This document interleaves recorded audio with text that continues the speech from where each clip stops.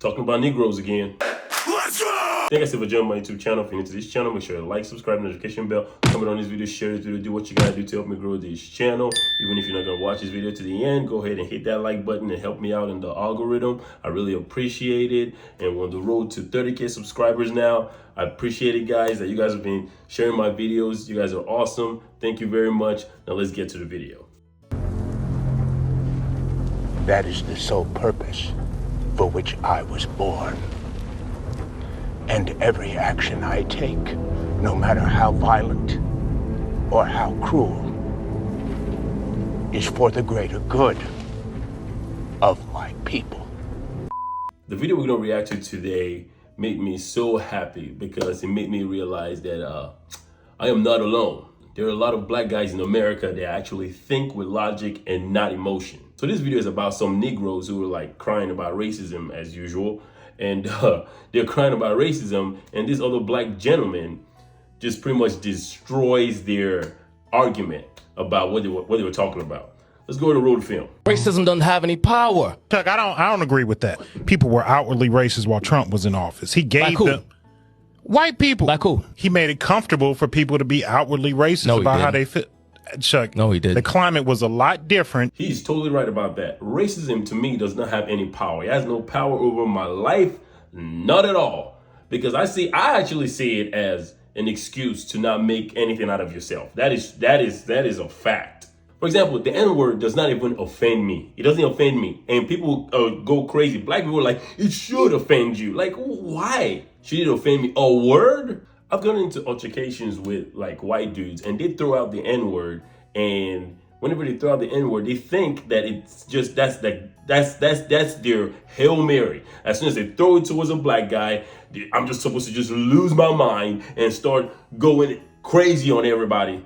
But when you stand there and you're unfazed by what they throw at you, it messes up their whole. They're like, what the hell just happened? I just gave him my best shot and he's not budging. And it just pretty much destroys everything that they got planned, to be honest. Imagine shooting a man with your last bullet and he stands there, unfazed. Having a word have power over my life, that's crazy. Studies came out about the racial divide trending in the wrong direction in 2013 when Barack Obama was entering his second term. I knew Obama was going to bring division into this country when he as soon as he got into office. I knew it. And it wasn't because of white people were racist that he was in office. And it wasn't because of black people either. It was because of niggas. Niggas started feeling very, very entitled as soon as he got in. Like, for example, we started seeing stupid ass rappers coming out. I remember like in 2008, and I think, 2008, when Obama was running the first time, you had rappers coming out. Yeah, you know, I agree with his policies, and I think it's time. All these rappers coming to acting like they're into politics and all that stuff.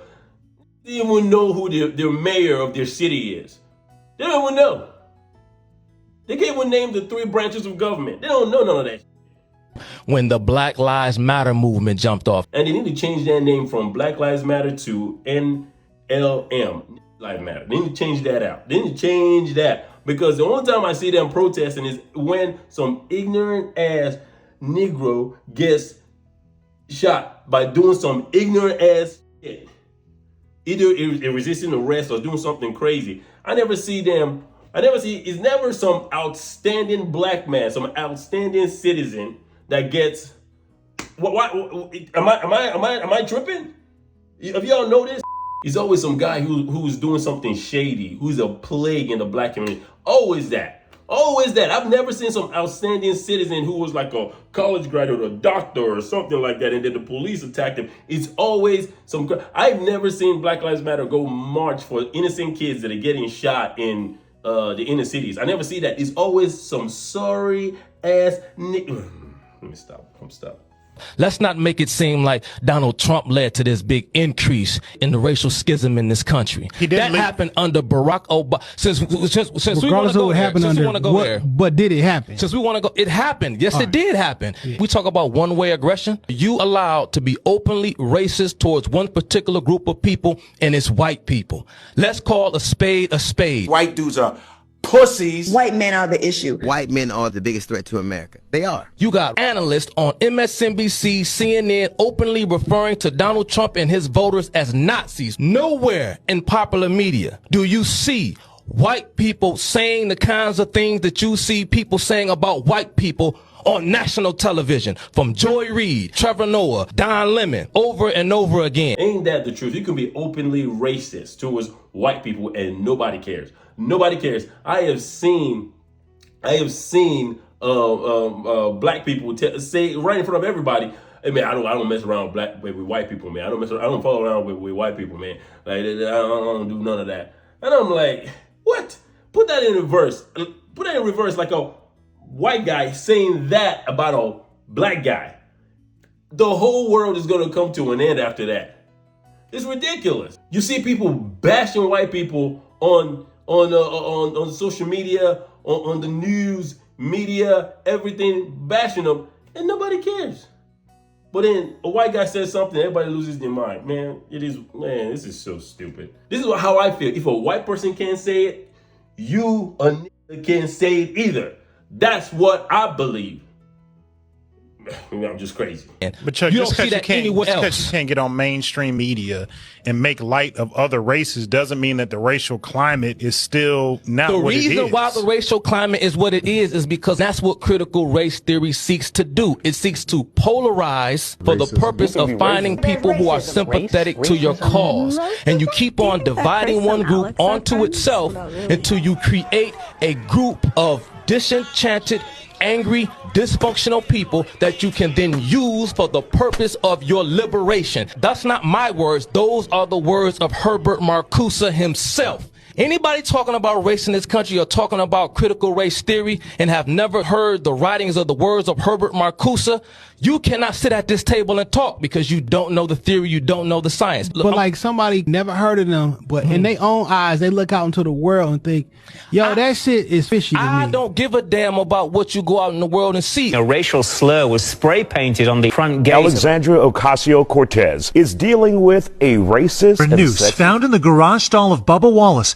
See, that Bubba Wallace thing was so ridiculous. That story where he said they found a noose in his garage. I'm the only black guy in NASCAR, and you know, somebody put a noose in my garage, and then they find out it's one of the ropes you pull to close down your garage door. You're a NASCAR driver. How the didn't you know that was just looking for these people? They love racism. They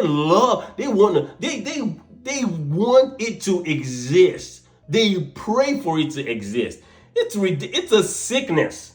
This is a sickness. This is all about narrative weaving and storytelling because they play upon people's emotions and how they feel. If I go to a doctor and tell a man, I feel like I'm having a heart attack, the doctor is going to run a specific set of tests to get to what is actually happening. He has to know the truth. He can't do medical procedures upon me based upon what I tell him I feel. He has to know for a fact. He has to know what he's talking about. So he has to do a battery test. He has to do a test because if he does the wrong treatment to me based upon what I feel, he could kill me. True words have never been said.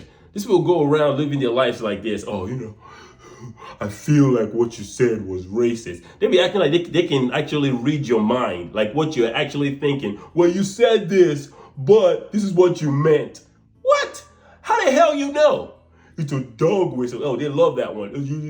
It's a dog whistle. It's a dog whistle. Dog whistle. Man, shut up. Shut up. I'll just end with this. Racism has no power. It has no power until you give it power. Until you give it power, then it has power. That's what it is. Anyways, guys, that's the end of the video. If you guys like this video, make sure you like, subscribe, notification bell, comment on this video, share this video, do what you gotta do to help me grow this channel. We're on the road to 30K subscribers now. You guys have been awesome sharing my videos. You guys have been so great. I really appreciate the support, and I'll see you guys in the next one. Peace. Anyway.